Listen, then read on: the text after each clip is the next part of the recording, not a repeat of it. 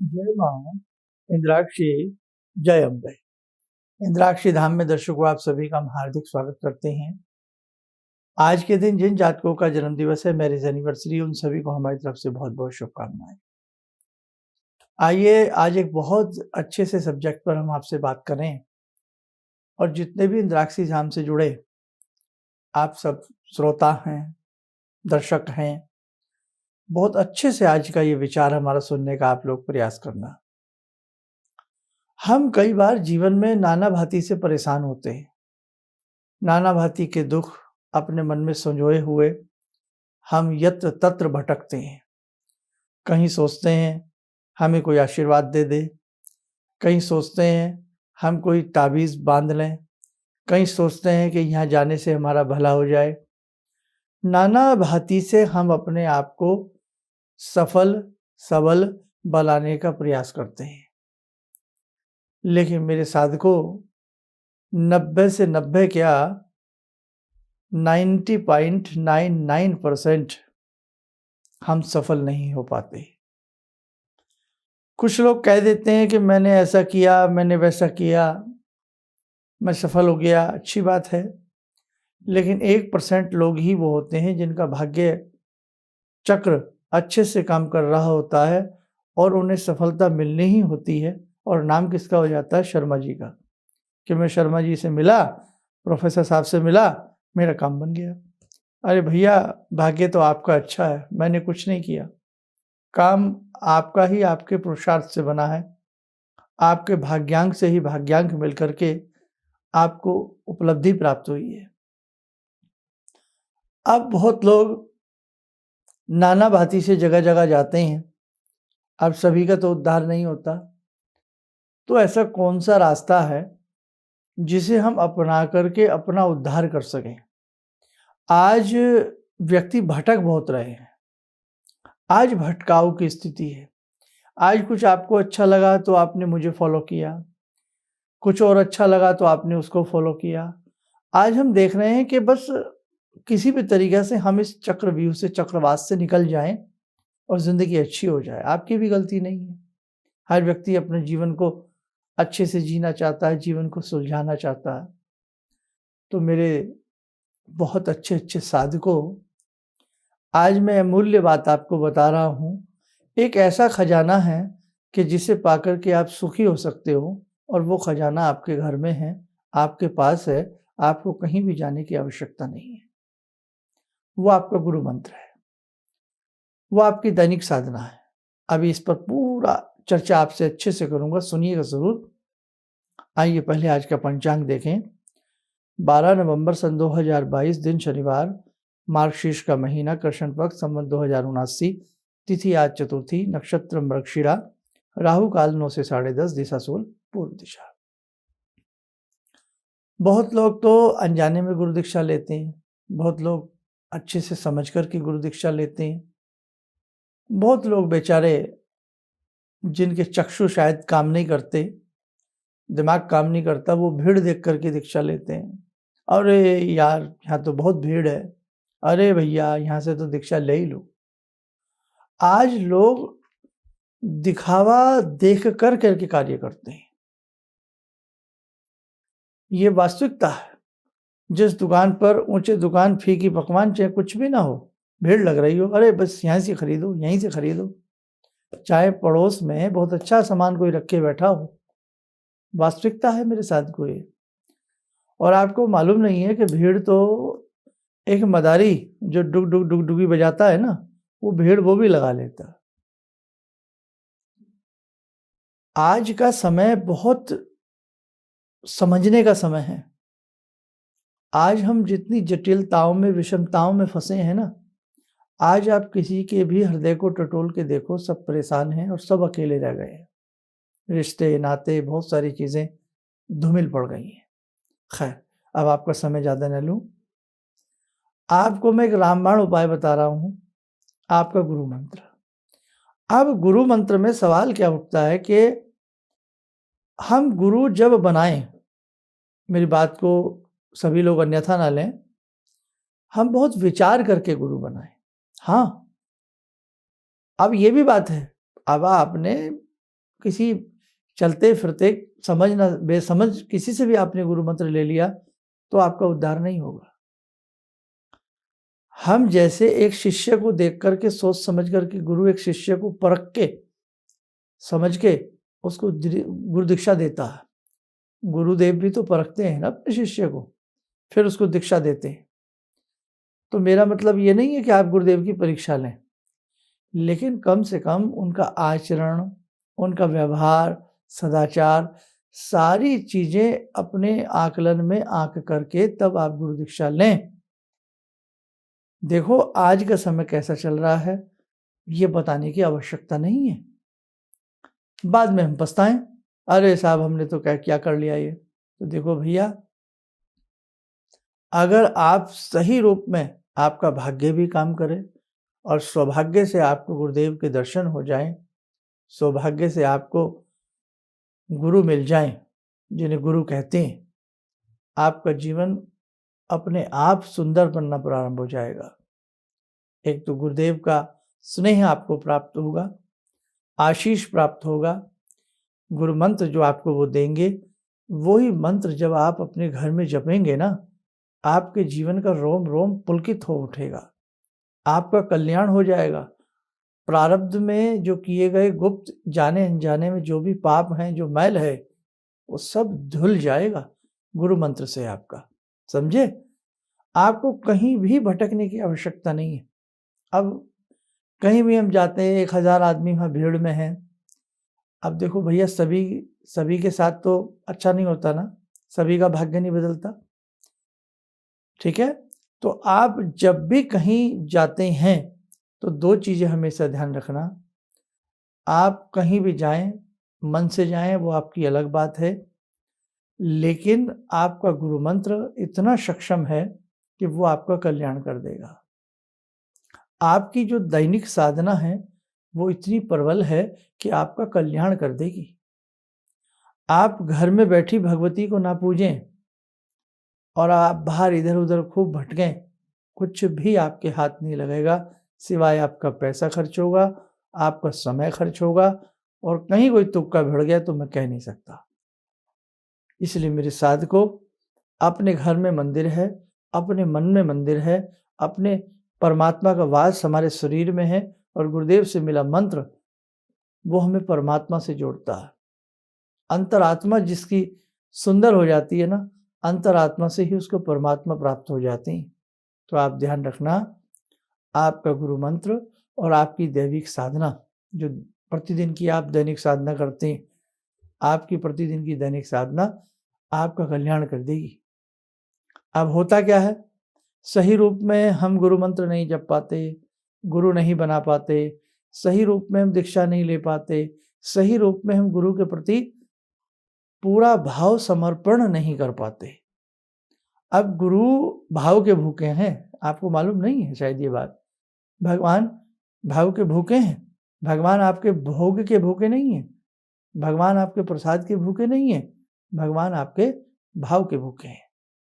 तो आप ढंग से भावुकता के साथ अपनी भावना प्रदान करें अपने गुरु को, अपने भाव प्रदान करें अपने ईश्वर को, फिर देखें मजा आ जाएगा। आप घर में ही भगवान को प्रकट कर सकते हैं। अनेकों संत हुए हैं, अपनी कुटिया में बैठ के, तरण की कुटिया में बैठकर ही उन्होंने भगवान को प्रत्यक्ष करके उनको नमन किया है। जी हाँ। अब एक सन्यासी पहाड़ों में चला जाए, निराजन वन में चला जाए, पहाड़ों की कंदराओं में बैठ करके, वहाँ उसके पास कोई नहीं है, लेकिन उसके पास उसके भगवान हैं, वो अपने भगवान को प्रकट कर लेते हैं।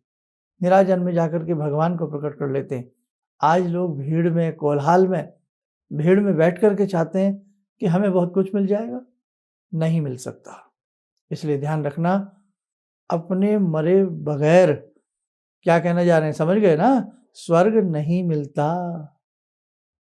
इसलिए मेरे बच्चों, मेरे साधकों, आप अपनी साधना को सुदृढ़ बना लीजिए। और एक और चमत्कार होता है, जब साधक अपने घर में बैठ कर के साधना करता है ना, उस साधना का असर उसके बच्चों पर भी आता है। जी हाँ, वो जगह आनंदित हो जाती है, वो स्थान वो वातावरण सुरम्य हो जाता। एक अगरबत्ती को कहीं जला दीजिए, उसके आसपास बैठने वाली सारी जो स्थिति होती है वो सुगंधित हो जाती है। गूगल जलाइए, घर में जहाँ-जहाँ गूगल की धुनी जाएगी खुशबू फैल जाएगी। वैसे ही आपकी जो साधना है, जब जहाँ स्थान पर आप करते हैं, आपके बच्चों पर असर आता है, आपके पशुओं पर असर आता है, आपके घर के हर जीव जंतु पर, आपके घर की दीवारों पर असर आता है। सारा वातावरण घर का शुद्ध हो जाता है।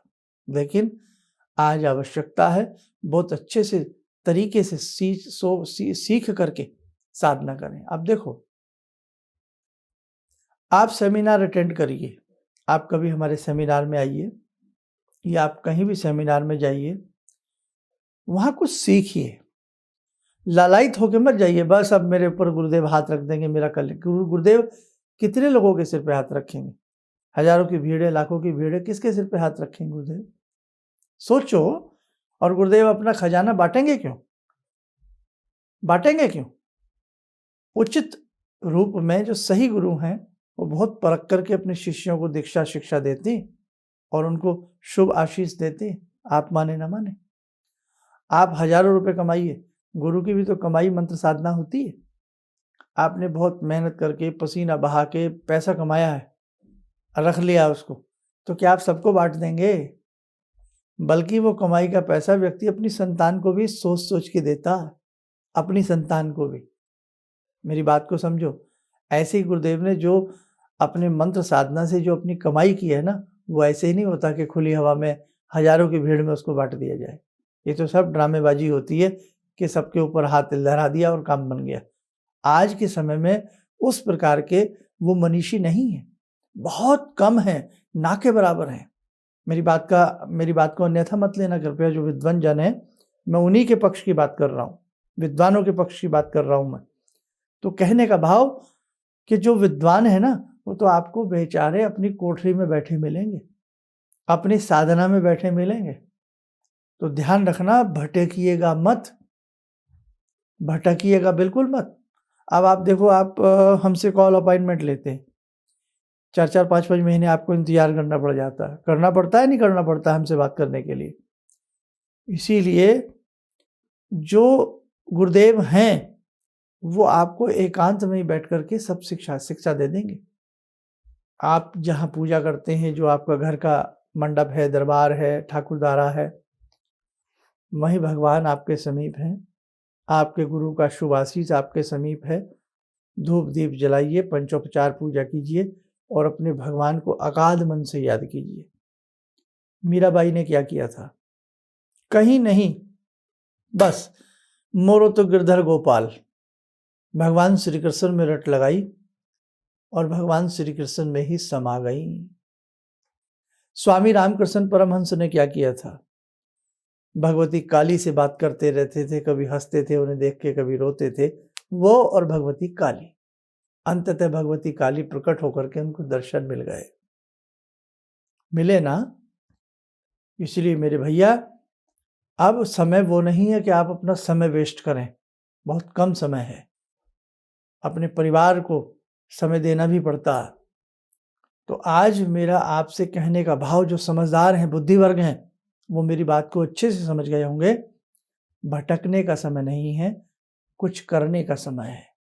सारे बीज मंत्र हैं, अनेकों मंत्र हैं। आपको कोई गुरु नहीं मिलते हैं, कोई सी दीक्षा नहीं ली है, तो किसी भी जिस देव के प्रति आपकी आस्था है, मन है, किसी दूसरे व्यक्ति के हाथ से, चाहे घर में पुत्र के हाथ से, किसी के भी हाथ से, सफ़ेद कागज पर लाल शाही से वो मंत्र लिखवा लें, वो स्तोत्र लिखवा लें, वो मंत्र लिखवा लें।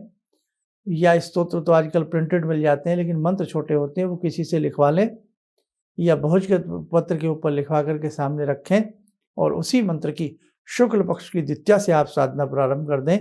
आपकी पूजा में चमत्कार आ जाएगा, आपके सारे काम धीरे धीरे बनने लग जाएंगे। बस कहने का शॉर्टली मेरा मतलब यही है कि आपके घर में भगवान हैं, आपके शरीर में भगवान बसते हैं।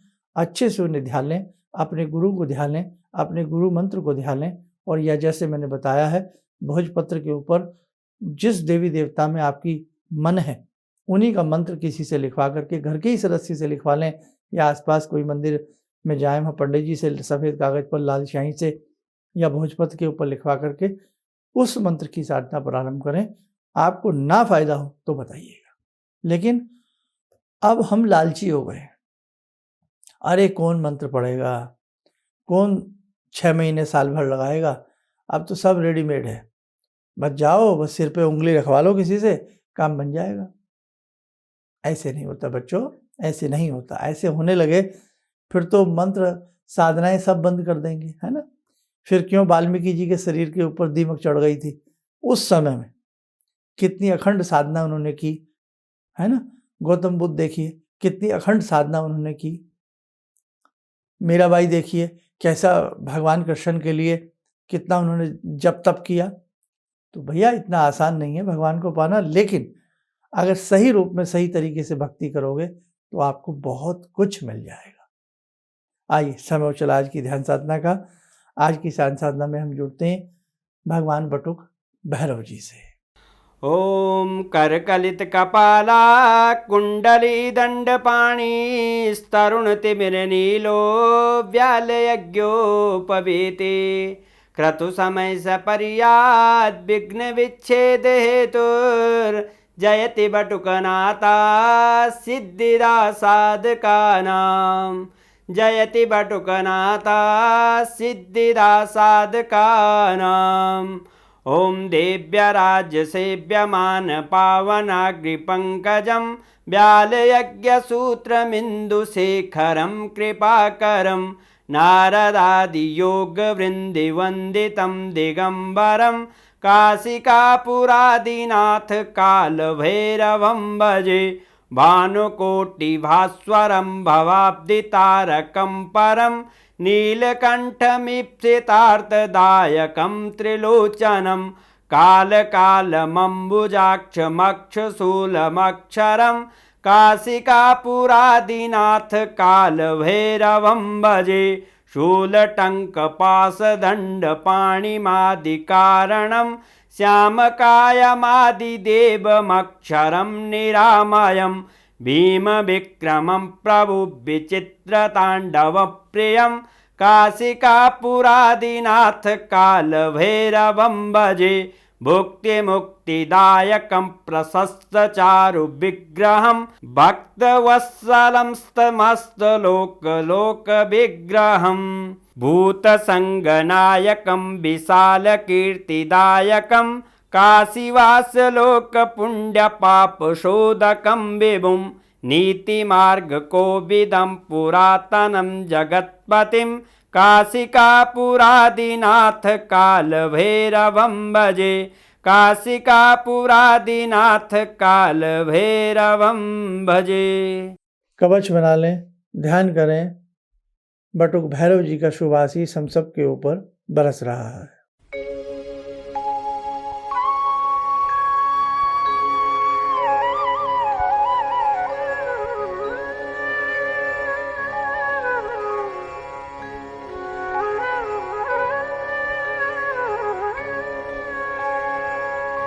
ओम बोलते हुए नेत्र खोलें, सामान्य हो जाए। बहुत लोगों के मन में ये भी आता है हम तो गृहस्थी में हैं, ग्रस्त हैं, कैसे मंत्र साधना करें, कैसे क्या करें। तो आप डरिएगा मत, ग्रस्त बहुत अच्छे से तपस्वी हो सकते हैं। यस, आप देखो ग्रस्त कौन नहीं है, भगवान शिव ग्रस्त हैं भाई। एक रूप में देखा जाए भगवती पार्वती उनके सामने साथ रहती हैं, भवानी, भगवान श्री राम, भगवान विष्णु, भगवान श्री कृष्ण और अनेकों ऐसे भक्त हैं, अनेकों ऐसे संत हुए हैं जो गृहस्थी में रहकर ही जिन्होंने भगवान को पाया है। मीराबाई को देख लें, कैसे भगवान में लीन हो गई, तल्लीन हो गई, है ना।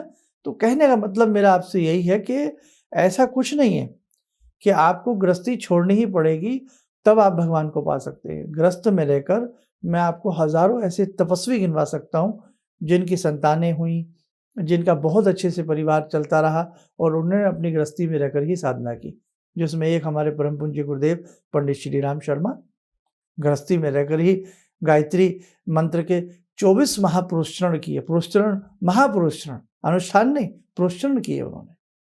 तो कहने का मतलब कि आप को बस थोड़ा-सा गाइड करने भर की आवश्यकता है, नहीं तो कमी आप में कुछ नहीं है। आप बहुत अच्छा रिज़ल्ट दे सकते हैं अपनी साधनाओं को, अपने जीवन को बहुत सुंदर बना सकते हैं। बस थोड़ी-सी गाइडेंस की आपको ज़रूरत पड़ती है और उसके लिए कभी-कभी यदा-कदा जब भी मुझे मौका मिलता है, तो मैं आपका कान खींच ही देता हूँ। चलिए, आप सब स्वस्थ रहें, सुखी रहें, इन्हीं शुभकामनाओं के साथ हम अपनी वाणी को विराम देते हैं। जय जय अम्बे। मुझे ये अंदर से विश्वास हो रहा था कि जो चीज़ 2-3 मैं ढूंढ रही हूँ, क्योंकि थोड़ी बहुत मैं भी भगवान में आस्था रखती हूँ, तो मैं ये सोची थी कि मुझे वो चीज़ें मिल जाएंगी। और रियली मुझे आज यहाँ बैठ के ऐसा लगा, जो आपने 2-3 चीज़ें करने के लिए बताई हैं, कि शायद मेरी समस्याओं का हल शुरू हो गया आज से।